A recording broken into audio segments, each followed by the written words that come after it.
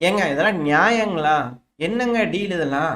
நாங்க என்னங்க வேண்டான்னு சொல்லணுன்றதுக்காகவே ஒரு டீல ப்ரப்போஸ் பண்ற மாரி இருக்குதே! அப்படிங்கிறது போல, அ மேற்குலக நாடுகளோட மீடியாக்களே வந்து பார்த்தீங்கன்னா, இது போல சொல்லிட்டு இருக்கிறாங்க. அதாவது உக்ரைனுக்கு ஒரு டீல் வச்சுக்கிறார்ல ட்ரம்ப் அவர்கள். கண்டிப்பா உக்ரைன் அத ரிஜெக்ட் பண்ணுன்றதுக்காகவே வச்சுக்கிறாங்க. அப்ப என்ன ரஷ்யா, கண்டிப்பா இந்த சீஸ் ஃபயர் டீல ரிஜெக்ட் பண்ணுன்றதுக்காகவே நீங்க போய் பேசிட்டு இருக்கிறீங்களா? அப்படிங்கிற போல கேள்விலாம் வருது. எல்லா இடத்துலயும் இது போல நோ, நோ எல்லாரும் நோ சொல்லணும் அப்படிங்கிறதுக்காகவே ஒரு டீல வைக்கிற மாரி தெரியுதே அப்படிங்கிற போல இருக்கு. அதாவது இப்ப ஈரானுக்கும் வந்து பார்த்தீங்கன்னா, ட்ரம்ப் அவர்கள் இப்படிதான் டீல் வச்சார். அணு ஆயுத முயற்சிய கைவிடணும் அப்படிங்கிற சொன்னார். அணு உலைகள்லாம் வந்து பார்த்தீங்கன்னா, ஹேண்ட் ஓவர் பண்ணும். மக்கள் யூஸ் பண்ணக்கூடிய அணு உலையெல்லாம் ஹேண்ட் ஓவர் பண்ணுங்கிறாரு. யாராவது எந்த நாடாவது இன்னொரு நாட்டுக்கு வந்து எங்களோட அணு உலைகள் வச்சுக்கோன்னு சொல்லுவாங்களா? நம்ம சுயமா நம்ம மக்கள் சம்பாரிச்சு, அத வந்து பார்த்தீங்கன்னா, அணு உலை கட்டி, அதுக்கு ரெடி பண்ணி அங்கருந்து நம்ம பவர் எடுத்துட்டு இருக்கிறோம் அப்படின்னா, அத வந்து யாருக்காவது குடுப்பாங்களா? இவங்ககிட்ட பவர் இருக்குன்றதுக்காக விமானங்கள்லாம் கொண்டு வந்து வச்சு பூச்சி காமிச்சாங்கன்னா, இந்த எழுதி குடுத்துருவாங்களா எல்லாருமே? அப்படிங்கிற ஒரு கேள்வி தானே வரும். இந்த கட்டாயமா நோ சொல்லணும். நோ சொல்லணுன்றதுக்காகவே ஒரு டீல குடுக்குற மாரி இருக்குது இது எல்லாம் அப்படிங்கிறது போல, மேற்குலக நாடுகளே சாடிட்டு இருக்கிறாங்க. இப்போ உக்ரைன் வந்து பார்த்தீங்கன்னா, அந்த டீல திரும்ப திரும்ப வந்து பார்த்தீங்கன்னா பேசிட்டு நெகோஷியேட் பண்ணிட்டே இருக்கிறாங்க. நோன்னு சொல்லாம நெகோஷியேட் பண்ணிட்டே இருக்கிறாங்க. இழுத்தடிச்சு பார்ப்போம். அவங்க நோ சொல்லட்டும். இல்ல வேற ஏதாவது செய்யட்டும் அப்படிங்கிற உக்ரைன் தரப்பு வந்து அதே போல இழுபறியிலே நிலைமையிலே இருந்துகிட்டு இருக்கு. அதுதான் இப்போ வரைக்கும் இந்த மினரல் டீல் பேசிக்கிட்டே இருக்கிறாங்களே தவிர, அத ஃபுல்லா வந்து முடிக்கிறதுக்கான வேலைகளே இல்ல. ஏன்னா, நோ அப்படிங்கிற ஆன்சர் தான் எல்லாத்துக்குமே தேவையா இருக்கு. ஏன்னா, அப்பதான் அமெரிக்கா இதுலருந்து ஹேண்ட் வாஷ் பண்ணிட்டு வெளிய போ முடியும். நோ சொல்லிட்டீங்க. அதனால நான் வெளிய போறேன் அப்படிங்கிறது போல, ஹேண்ட் வாஷ் பண்ணிட்டு போ முடியும் இல்லையா? ஸோ அதுக்காக ட்ரை பண்றாங்களா அப்படின்ற கேள்விகள் இருக்கு. எது எப்படியோ இப்போ இவங்க வந்து இது போல சொல்றாங்க இல்லையா? அமெரிக்கா வந்து இப்ப ஜெலன்ஸ்கி அதாவது உக்ரைனோட அதிபர்களா இருக்கிறாங்க இல்லையா? அவங்க ஈரோப்புக்கு ஒரு ப்ரொபோசல் வச்சுக்கிறேன். இது ப்ரொபோசல் மாரி இல்ல. அதாவது என்ன சொல்லிக்கிறாங்கன்னா ஜிடிபியில 1% உக்ரைனுக்குன்னு ஒதுக்குங்க. எல்லாரும் யூரோப்பியன் யூனியன் இருக்கக்கூடிய நாடுகள்லாம் 1% ஒதுக்குங்க அப்படிங்கிறதோட சொல்லியிருக்கிறாங்க. அதாவது நம்ம ஈரோப்புக்கே வருவோம் ஃபர்ஸ்ட். அவங்களே அவங்க நாட்டோட டிஃபென்ஸ் பட்ஜெட்டுக்கு 2%க்கு மேல இன்கிரீஸ் பண்றதுக்கு திக்குமுக்காடி போயிட்டு இருக்கிறாங்க. அதிலேயே பெருஞ்சிக்கலா இருக்கு. இப்பதான் ஸ்வீடன்லாம் மனசு வந்து 3.5 2030 வரும் அப்படிங்கிறவங்கலாம் திட்டம் போட்டு வச்சுக்கிறாங்க.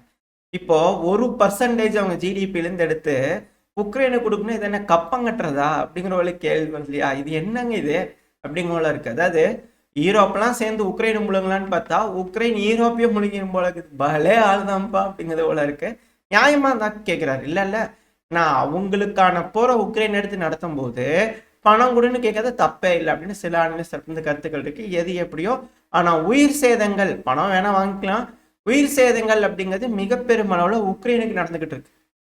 இது எப்படி நம்ம கன்ஃபார்ம் பண்ணலாம் அப்படின்னா சமீபத்துல பிரிசனர் எக்ஸ்சேஞ்ச் இது போல விஷயங்கள் நடக்கல. அதே போல இந்த உடல்கள் இறந்த வீரர்களோட உடல்களை எக்ஸ்சேஞ்ச் பண்ணிக்குவாங்க. இது ரெகுலரா நடக்கக்கூடிய விஷயம் தான். இந்த டைம் எக்ஸ்சேஞ்ச் பண்ணிக்கும் போது 900க்கும் மேற்பட்ட உடல்கள் உக்ரைனோட வீரர்களோட உடல்களை வந்து பாத்தீங்கன்னா ரஷ்யா வந்து உக்ரைன் கிட்ட கொடுத்துருக்காங்க. எல்லாம் வெரிஃபை பண்ணி அக்செப்ட் பண்ணிக்குவாங்க. அவங்க கொடுப்பாங்க. பட் ஆனால் இவங்க வெரிஃபை பண்ணி தான் அக்செப்ட் பண்ணிக்குவாங்க. அதோட கவுண்ட் 909 அப்படிங்கிற சொல்றாங்க. சரி, ஓகே. உக்ரைன் எத்தனை வீரர்களை ரஷ்யா கொடுத்துருக்குறாங்க அப்படின்னா அந்த லிஸ்ட் உங்களுக்கு லோட் ஆயிருக்கும். எந்தெந்த மாசம் எவ்வளவு உடல்கள் ரஷ்யா கொடுத்துருக்காங்க, எவ்வளவு ரஷ்ய வீரர்களோட உடல்களை உக்ரைன் கொடுத்துருக்காங்கன்னு சொல்லிட்டு இந்த தடவை வந்து பாத்தீங்கன்னா வெறும் 35 ரஷ்ய வீரர்களோட உடல்கள் அப்புறம் 8 சிவிலியன்ஸ் இந்த கர்ஸ்க் பயணம் கூட்டிட்டு போனாங்களா அவங்களை திருப்பி ஒப்படைச்சிருக்காங்க.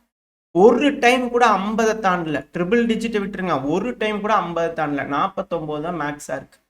அந்த அளவுக்கு கம்மியான உடல்கள் தான் ரஷ்ய வீரர்களோட உடல்களை உக்ரைன் கொடுக்குறாங்க. ஆனா ட்ரிபிள் டிஜிட் அதாவது எப்படி இது என்ன கணக்குல இருக்கு அப்படிங்கறது நீங்க பாருங்க. இதனால உயிர் சேதங்கள் அதிகமா வந்து உக்ரைனுக்கு தான் நடக்குதுன்னு இதை வச்சே நம்மளால புரிஞ்சுக்க முடியாது. இதுல எப்படி புரிஞ்சுக்கலாம் அப்படின்னா சண்டை நடக்கக்கூடிய இடங்கள் இருக்கு இல்லையா, அந்த இடங்கள் எல்லாமே ரஷ்யா அவங்க கைப்பற்றிக்கிட்டு வந்துகிட்டு இருக்காங்க அப்படிங்கறது இதுல கிளியரா தெரியக்கூடிய ஒரு விஷயம்.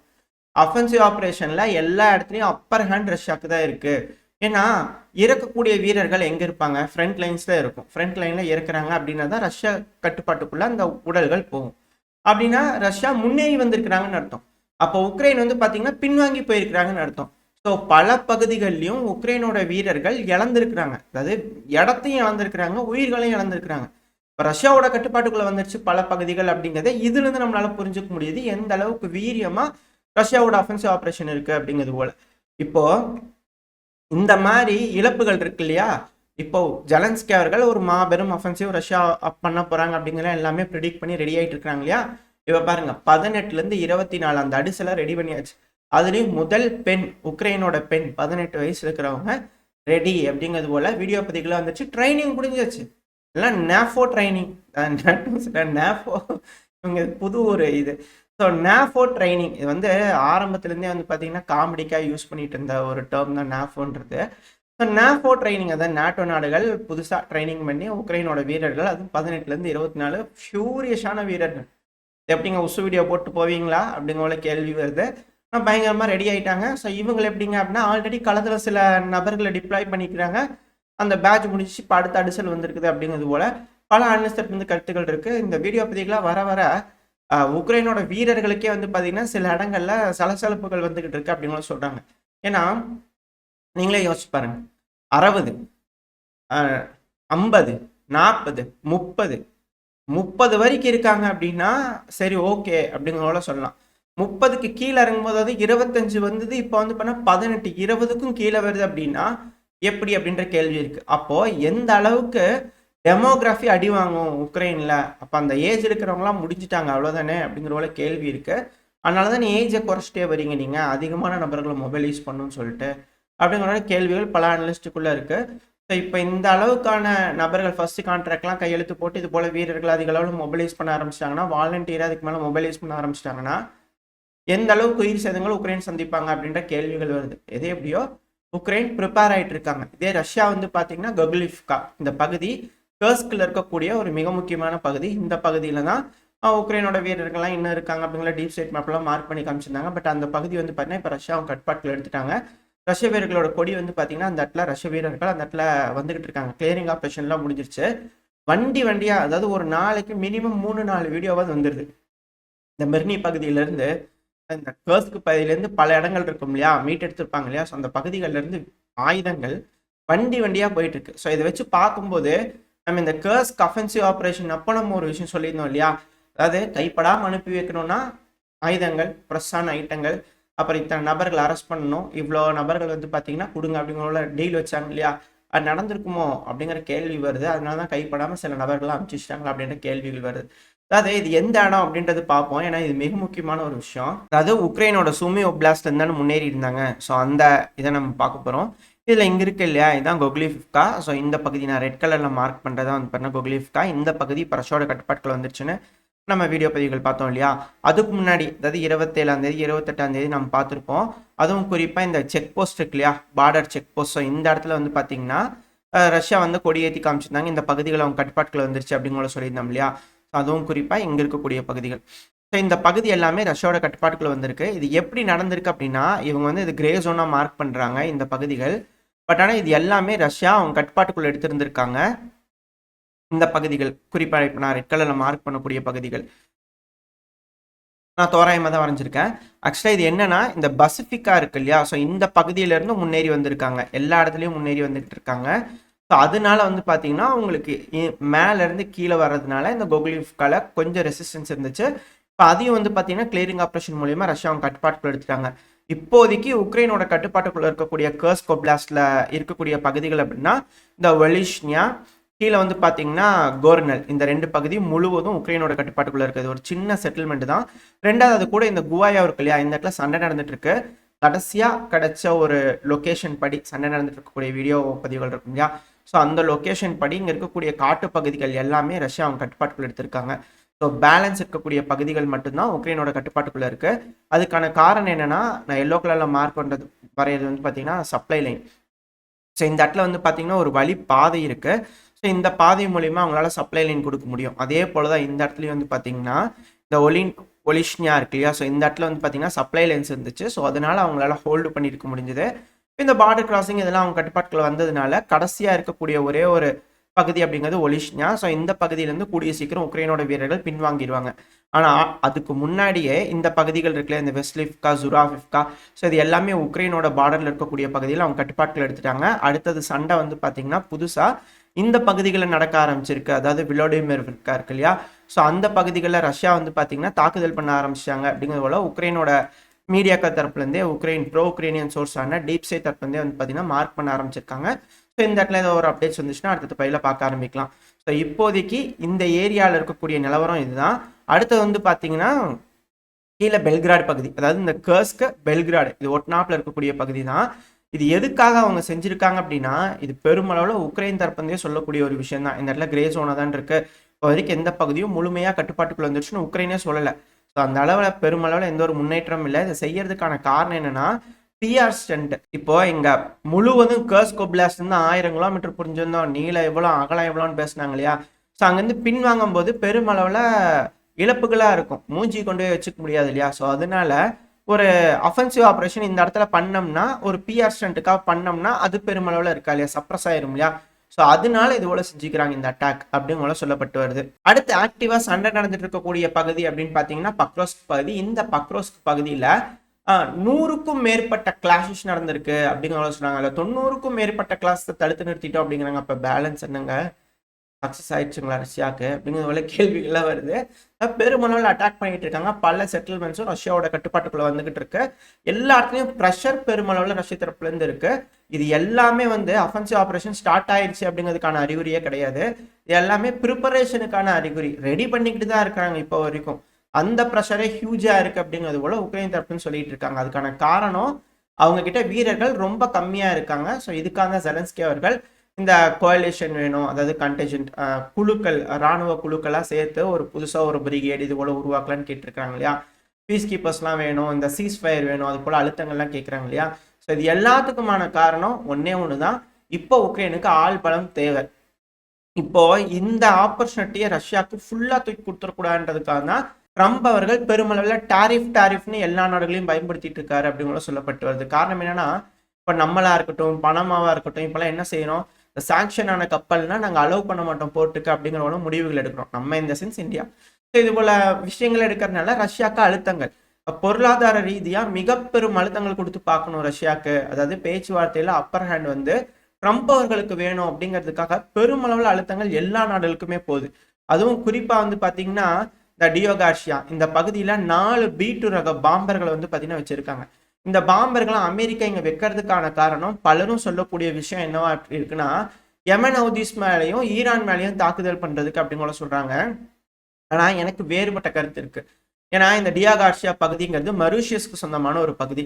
நம்ம அப்படித்தான் சொல்றோம். நம்ம போய் அமெரிக்கா கிட்டே கேட்டோம், எங்க அது அவங்களுதுங்க, இங்கேருந்து நீங்க காலி பண்ணிக்குவீங்களா அப்படிங்கிறது போல, அது என்னோடது தான், முடிஞ்சா காலி பண்ணுவை அப்படிங்கிறது போல மிரட்டுறதுக்கான ஒரு துணையில இது போல B2 பாம்பர்களை கொண்டு வந்து வச்சிருக்காங்களா. இப்ப நம்மளை வம்பளுக்கு இருக்கிறது பாக்குறாங்களா அமெரிக்கா, என் ஸ்ட்ரென்த் பார்த்து அப்படின்னு நம்மகிட்ட மிரட்டுறதுக்காக பாக்குறாங்களா அப்படின்ற கேள்விகள் வந்துகிட்டு இருக்கு. ஸோ இது போல பவர் காட்டுறாங்க. மேபி அவங்க ஈரானுக்கு எகென்ஸ்டாக யூஸ் பண்ணலாம், ஏன்னா அப்படித்தானே மிரட்டிட்டு இருக்கிறாங்க. ஒப்பந்தம் சைன் பண்ணலாம். இப்போ கூட சொல்லிக்கிறாரு bad things going to happen, ஈரானுக்கு bad things going to happen அப்படிங்கிறாரு. அவங்களுக்கு எதுவும் பேட் ரிவர்ஸ் ஆகிருப்போகுது அப்படிங்கிற பல அனலிஸ்ட் வந்து கருத்துக்கள் இருக்கு. ஏன்னா மிசைல் அவங்க என்ன சொல்லிக்கிறாங்கன்னா, ஈரான் தரப்பு வந்து முதல்ல அமெரிக்கா பேஸ் தான் அடிப்பேன், நாங்கள் இப்போ UK பேஸையும் அடிப்போம் அப்படிங்கிறத சொல்லிக்கிறாங்க. அவங்க ஒரு தெளிவான மைண்ட் செட்டில் இருக்கிறாங்க. ஏன்னா இந்த பிராந்தியத்தில் மிடில் ஈஸ்ட் இருக்கக்கூடிய நாடுகள்லாம் வந்து பார்த்தீங்கன்னா பெருமளவில் ஒத்துழைக்க மாட்டேறாங்க ட்ரம்ப் அவர்களுக்கு. அதுவும் குறிப்பாக சவுதி அரேபியா. ஏன்னா இப்போ பல நாடுகளும் சவுதி அரேபியாவை கார்னர் பண்ணிக்கிட்டே இருக்கிறாங்க. நைஃப் அட்டாக்லாம் வந்து பார்த்தீங்கன்னா திடீர்னு நடக்குது. இப்போ கூட ஆம்ஸ்டர்டாமில் வந்து பார்த்தீங்கன்னா நைஃப் அட்டாக் நடந்திருந்தது. ஸோ அவங்கள வந்து பிடிச்சிட்டோம் அப்படிங்கிற சொல்கிறாங்க. ஜெர்மனிலே அப்போ பாரு கார் ஆக்சிடென்ட் நடக்குது, இது போல விஷயங்கள்லாம் நடந்தது இல்லையா. எல்லாமே சவுதியை ஃப்ரேம் பண்ண பார்க்குறாங்க. ரெண்டாவது சவுதி அரேபியா மேலே வந்து பார்த்தீங்கன்னா ட்ரின்ட்ரான் ட்ரோன், ரிகானிசன் ட்ரோன் வந்து பார்த்தீங்கன்னா திரும்ப உழவு வேலையை பார்த்துட்டு இருந்திருக்கு இந்த பகுதி எல்லாத்துலேயுமே.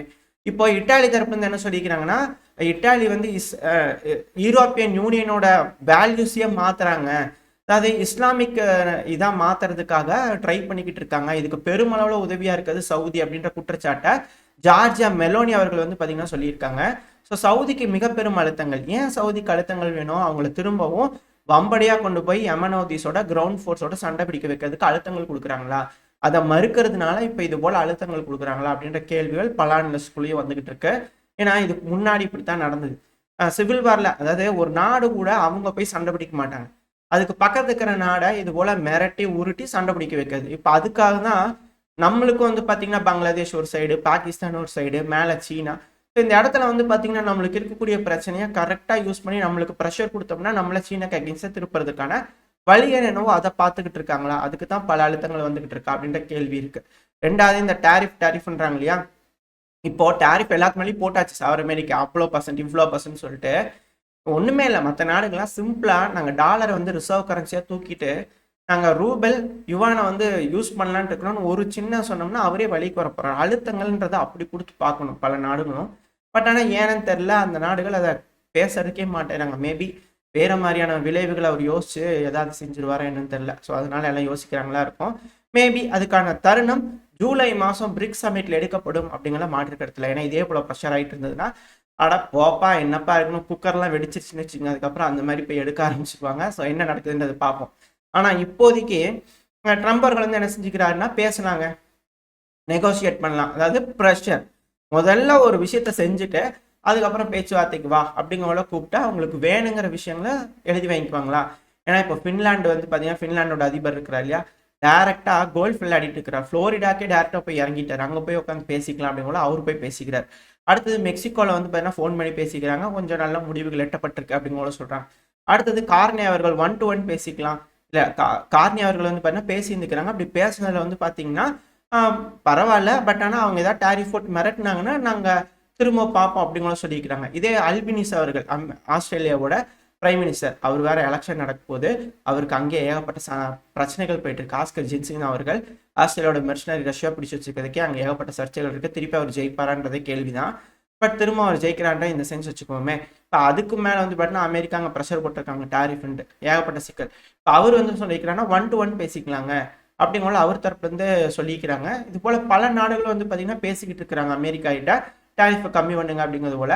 நம்ம மேலேயும் டாரிஃப் போட்டிருக்காங்க. இது எல்லாமே பின்பம் தானே. எல்லாத்து மேலேயும் டாரிஃப் போடுறேன், எங்க நாட்டுக்கு நீங்க துரோகம் பண்றீங்க அப்படிங்கிற பேர்ல ரஷ்யாவுக்கு உதவுற நாடுகளுக்கு பெருமளவுல அழுத்தங்கள் கொடுக்குறாரா அப்படின்ற கேள்விகள் வர ஆரம்பிச்சிருக்கு.